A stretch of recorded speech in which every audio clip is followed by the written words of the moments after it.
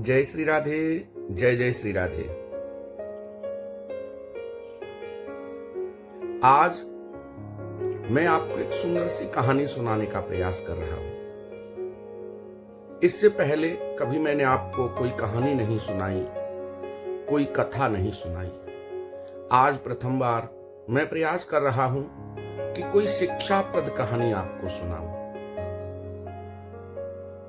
मैं आपको एक कथा सुनाना चाहता हूं।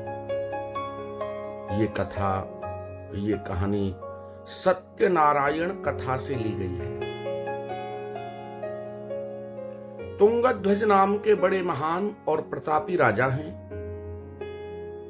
तुंगध्वज नाम के बड़े महान और प्रतापी राजा हैं और अपने राज्य में बड़ी निष्ठा के साथ शासन करते हैं। प्रजा का बहुत ख्याल रखते हैं। प्रजा का अपने पुत्रवत पालन करते हैं। जैसे पिता अपनी संतान का पालन करता है, वैसे ही राजा तुंगध्वज अपनी संपूर्ण प्रजा का भरण पोषण और पालन करते हैं। एक दिन की बात है, राजा तुंगध्वज शिकार खेलने के लिए, आखेट करने के लिए जंगल में गए। जंगल में जाकर मनोरंजन के उद्देश्य से आखेट किया। निरपराध जीवों को मारा।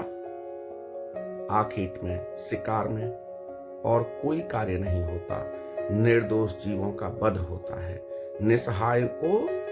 निसहाय जीवों को, जिनका कोई सहारा नहीं होता, उनका वध कर दिया जाता है। जंगल में जाकर निर्दोष जीवों का वध किया। और शास्त्र और संत कहते हैं, मित्रों, कभी भी हमें निर्दोष को, निरापराध को और निर्बल को मारना तो क्या, सताना भी नहीं चाहिए। मैंने बाल्यावस्था में हिंदी साहित्य में एक दोहा पढ़ा था कि निर्बल को न सताइए ताकि मोती हाय, मुई खाल की सांस संसार भस्म है जाए। कभी भी निर्बल को नहीं सताना चाहिए। और राजा तुंगध्वज वही कर रहे हैं। निर्दोष जीवों का वध किया। निर्दोष जीवों का वध करने के कारण पाप लगा और पाप के परिणाम स्वरूप मन में अहंकार पैदा हो गया। और जब मन में अहंकार की भावना उत्पन्न हो जाती है, तो सदा सदा से सिर्फ मन के अंदर एक ही बात आती है, और वो है कि एको अहम द्वितीयो न अस्ति। बलवान हूं तो मैं हूं, धनवान हूं तो मैं हूं, चतुर हूं तो मैं हूं, शक्तिवान हूं तो मैं हूं। दूसरा मेरे जैसा संसार में कोई नहीं है। यही भाव राजा तुंगध्वज के हृदय में पैदा हो गया। शिकार खेलने का समय समाप्त हुआ। संध्या काल हुआ। अपने नगर की तरफ वापस आ रहे हैं तो मार्ग में देखा कुछ ग्वाले भगवान का पूजन कर रहे हैं। ये बड़ी पुरानी प्रथा है। जो ग्वाल होते हैं, चरवाहे जिन्हें आजकल की भाषा में कहा जाता है, ब्रज में उन्हीं को ग्वाल कहा जाता है। ग्वाले, आपने भगवान कृष्ण के साथ सुना होगा। भगवान कृष्ण ग्वाले थे। कुछ ग्वाले जंगल में भगवान सत्यनारायण का पूजन कर रहे हैं। ग्वालों ने बड़े भाव के साथ प्रसाद बनाया है। भगवान सत्यनारायण का कदली के जड़ में, केले के वृक्ष की जड़ में भगवान का भोग लगाया है। मिट्टी की प्रतिमा बनाकर भगवान सत्यनारायण की भोग लगाया है। और सभी निकलते हुए राहगीरों को प्रसाद वितरण कर रहे हैं। अब आप समझ गए होंगे, आजकल की भाषा में कहूं तो भंडारा चल रहा है। राजा तुंगध्वज का रथ उसी रास्ते से निकलता है।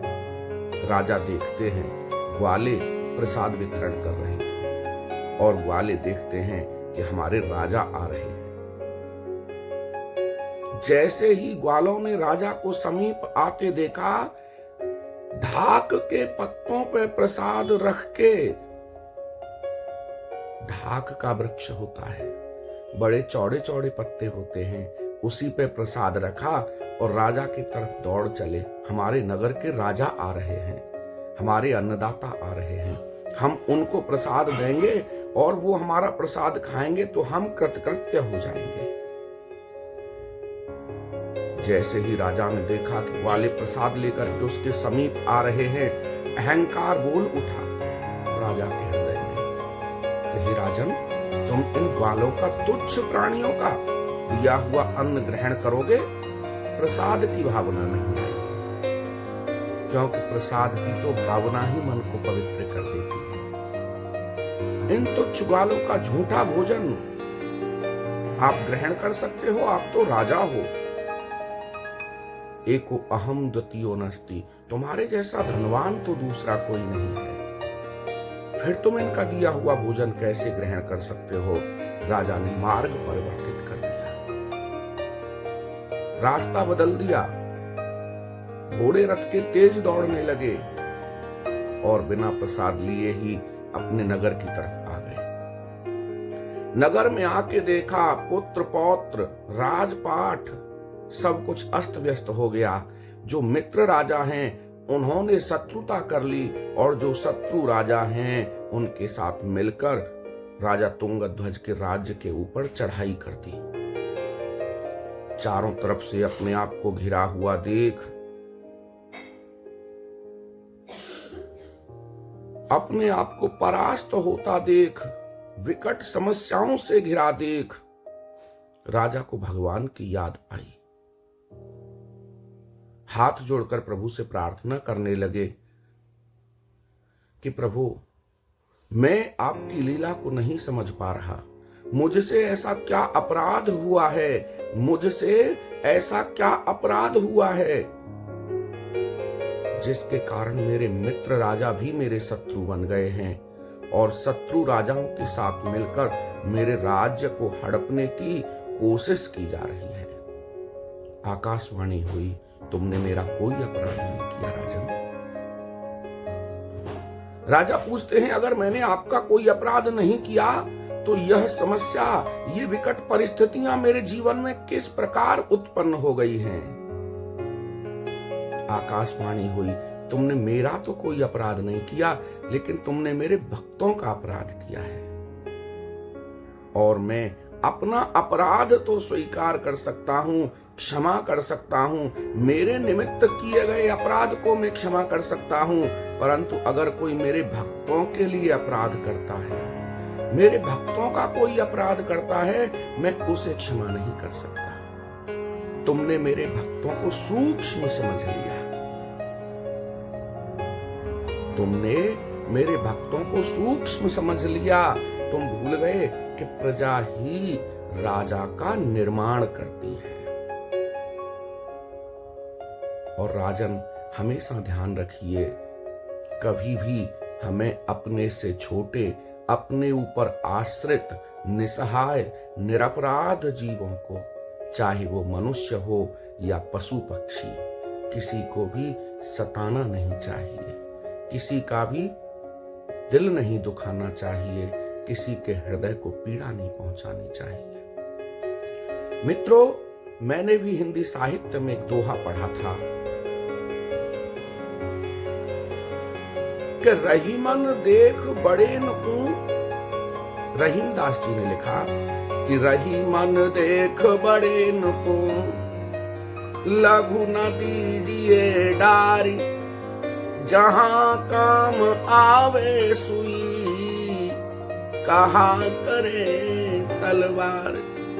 कभी भी अपने साथ रहने वाले, अपनी सेवा में रहने वाले, अपने मित्रों को छोटा समझकर नहीं छोड़ देना चाहिए। या अगर हमारा संग, हमारी मित्रता, हमारी व्यवस्थाएं बड़ी हो जाएं, तो हमें अपने साथियों को, अपने साथ काम करने वाले सहकर्मियों को, अपने मित्रों को नहीं त्याग देना चाहिए। जहां तुम्हारे मित्र कार्य आ सकते हैं, जहां जो व्यक्ति काम आता है वही आ सकता है। आकाशवाणी ने कहा, तुमने मेरा कोई अपराध नहीं किया, तुमने मेरे भक्तों का अपराध किया है, तुम्हें मेरे भक्त ही क्षमा कर सकते हैं। राजा पुनः जंगल में गए।